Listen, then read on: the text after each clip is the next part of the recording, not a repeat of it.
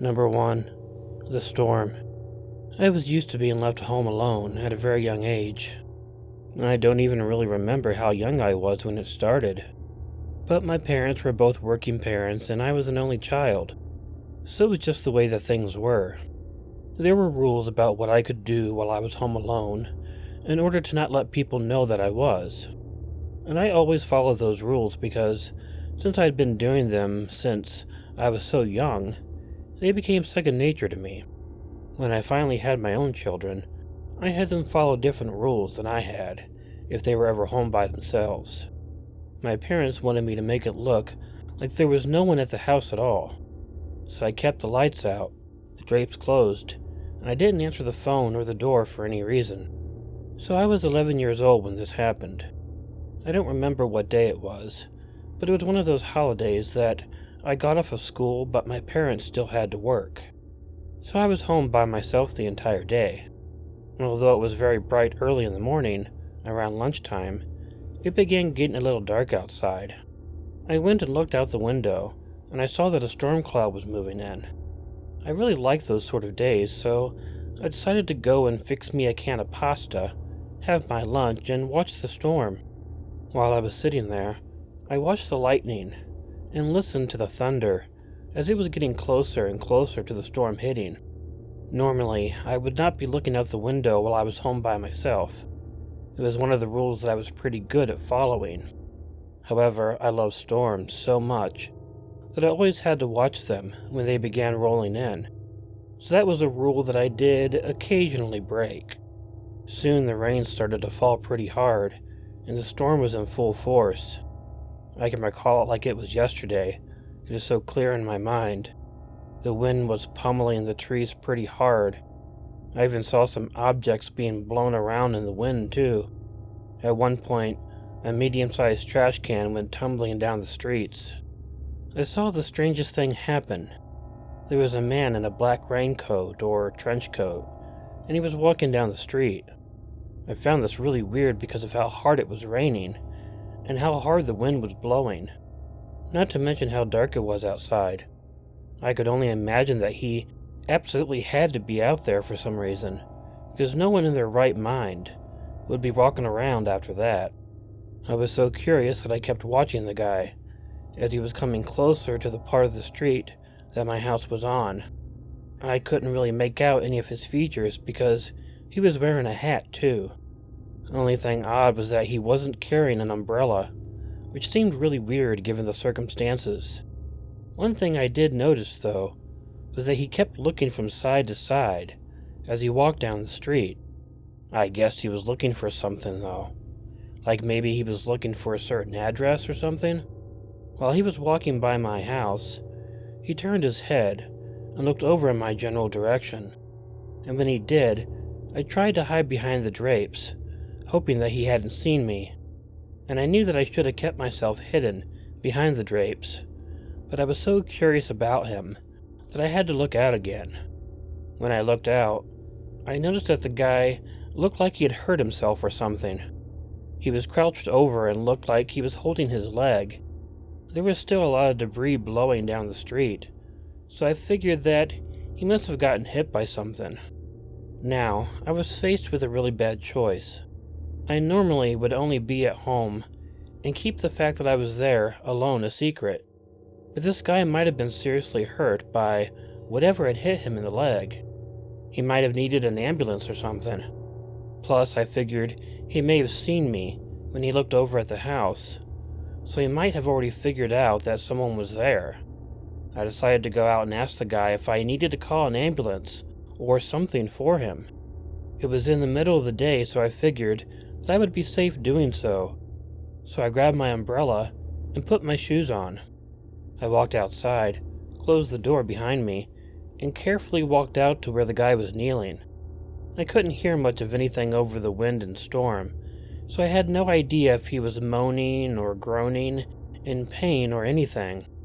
I went up to him with the umbrella and put out my hand to tap him on the shoulder. However, before I could actually do that, he quickly lunged up at me and grabbed me by the arm. He stood up and I realized that he hadn't hurt himself at all. He must have seen me in the window of the dark house, assumed I was home alone, and pretended to hurt himself, so I would go out and try to help. And stupidly, I did. I struggled, trying to get away from him, but I was just an 11-year-old kid who had no chance of overpowering a guy his size.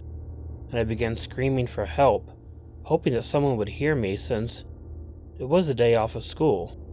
And then something really weird happened.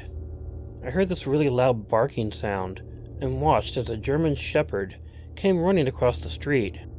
And it ran up to the guy and then bit him hard on the ankle. And he cried out loud when it happened, and he let go of me. I turned and ran into the house, slipping only once, and made it into the house and locked the door. I looked out the window quickly and noticed something. The light was on, and the door was open in one of the houses that was across the street from me. Someone was standing in the doorway, and I supposed it was the person who sicked the dog on the guy. The guy, in the meantime, was trying his best to get away from the dog, but was not having the easiest time of it.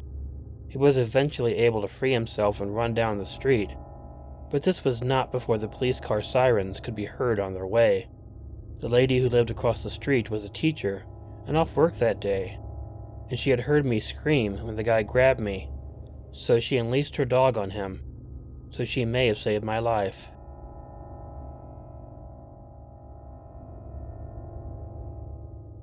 Number 2. Noises. I was a bit of a freaked out kid when I was really young. Being an only child, I spent a lot of nights alone in my room, being scared of what was under the bed, or what was in the closet. My family lived in an old house too, so it settled and creaked and moaned quite a bit at night. When I was young, I was really scared of all the noises, but my parents would always explain to me that it was just the house, and that there was nothing at all to worry about. And then, when I got older, I really became used to it. I also became a little desensitized to scary things, too. When I was really younger and would watch a really scary movie, I sometimes would get freaked out. I would turn off the light by the door, and then I would run and jump in my bed.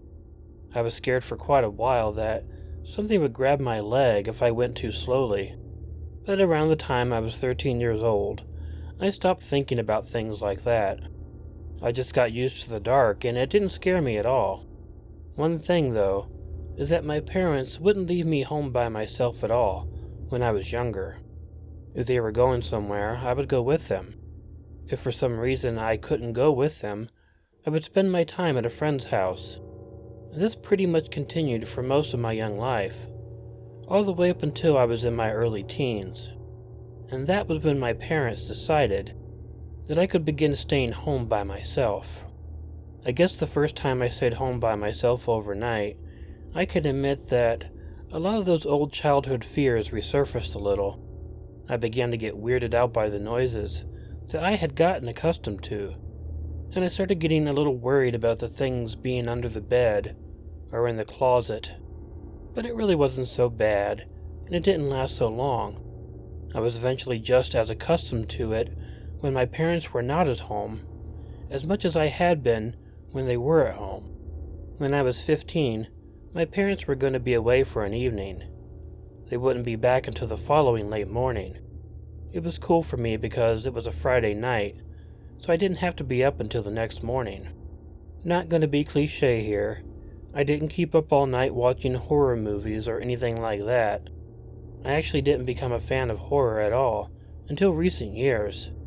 Back then I just liked reading, and so after I had eaten, brushed my teeth and everything like that, I just went back into my bedroom and decided to read a book. As normal, I heard a bunch of noises in the house, but I didn't let them bother me. It was just the house settling, hearing what sounded like people walking around on the stairs and things like that. Nothing out of the ordinary, so it didn't really distract me from any of my reading.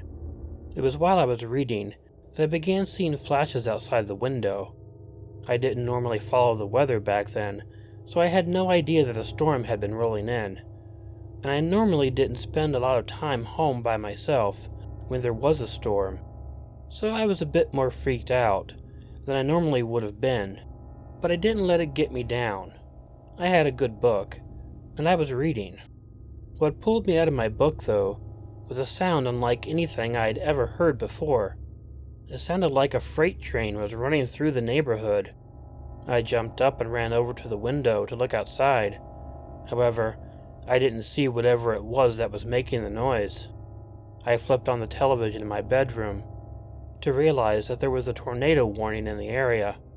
I was freaked and assumed that this was the noise that I heard, but as loud as it was, I assumed that it couldn't have been too close to me, because the TV was still working. But I still decided that maybe I needed to take shelter down in the basement. I went out into the hallway, over to the stairs. I was walking around in the dark, like I told you I was used to doing. But I wasn't going to go down the stairs in the dark. So I flipped the switch to turn the light on at the bottom of the stairs.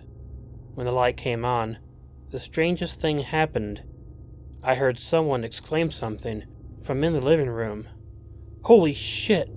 or something like that. I stopped at the top of the stairs. Despite the noise of the storm, I was able to hear someone was actually down in my living room and must have run out of the room. For the first time, really being scared, I turned and went back to my bedroom. I went in and locked the door. I didn't have a phone in my room, so I couldn't call 911 or anything. I did, however, go into my closet and hunker down in there until the storm began dying down. I'm not sure how long I stayed in the closet. Obviously, the tornado didn't hit my house and had calmed down long before I even considered coming out. But I kept hearing the noises of the storm, mixed with the noises of the house, and couldn't tell whether whomever had broken into my home was still there or not. It was much later when I finally got brave enough to come out, and when I did, I crept around the house, trying to see what was going on. It was scary as hell going downstairs, but I was able to finally manage it. I guess I shouldn't be surprised to not find anyone inside the house. I mean, they seemed quite alarmed when the light came on, and probably had been gone ever since. But there were many clear signs of a break-in inside the house downstairs.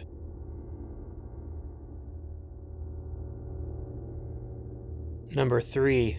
The Psychic. This story is rather more uncomfortable than it is scary. Growing up, and probably throughout my 20s, I believed in a lot of metaphysical things. I believed in ghosts, psychics, tarot cards, you name it. I don't really believe in any of that now, but when I was younger, you couldn't convince me that these things did not exist. When I was 26, I had a really horrible experience.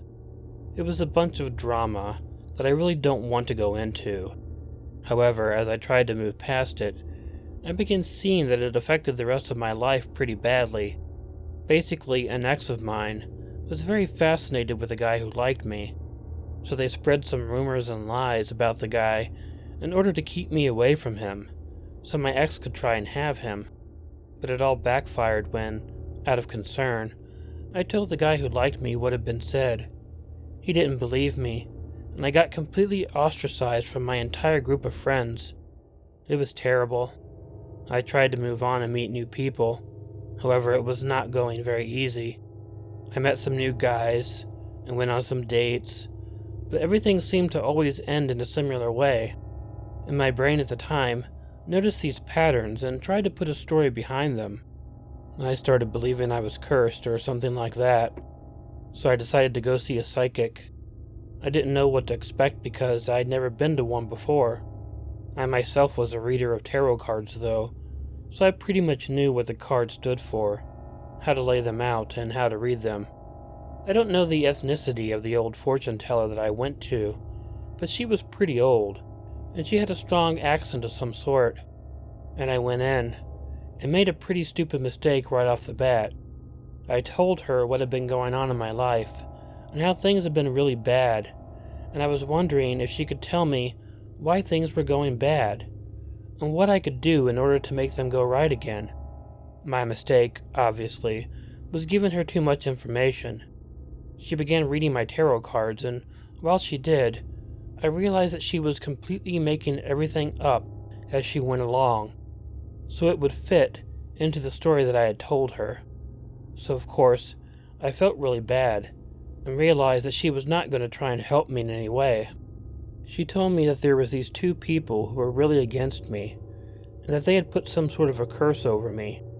And she told me that she couldn't reveal who they were yet, but that she could cast a spell or something which would be able to reverse the curse. And then she went into this speech about all these candles that she would have to burn, and that it would cost a lot, $750 to do it. Of course, she would do it for free, she claimed, if it wasn't for the expensive candles. There was no way that I was going to do that. I mean, I had simply gone there for a psychic reading and didn't have $750 to blow on this. However, there was something about this woman that kept me from just saying no and going. She had this weird and overbearing presence that I was just intimidated by, but I was finally able to get away by telling her that I had the money at home and that I would come back with it. I don't think she believed me, so I tried to get out and I succeeded. So what makes this story uncomfortable? Well, other than just being in there with that woman, not long after, I got a message from the guy I told you about earlier. He told me he was dabbling in the occult, and he was so upset by what had happened that he went to a psychic and then put a curse on me.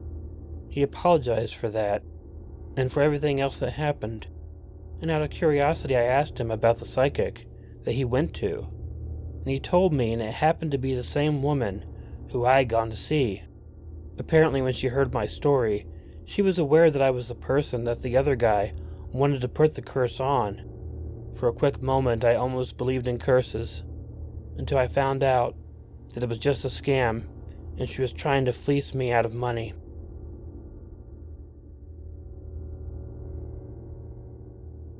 Hey y'all, Killer Orange Cat here. If you like this video, please let me know by hitting the like button. If you're not already subscribed to Killer Orange Cat, please feel free to click the subscribe button and bell below, or click the icon of Ichigo the cat that will appear at the end of this closing. Leave me a comment, and share this video with someone you think might enjoy it. If you have an original story you'd like narrated on Killer Orange Cat, please email it to the address included in the description. But most importantly, don't forget to make sure to check in your closet and check under your bed, because you never know where a Killer Orange Cat might be hiding. Good night.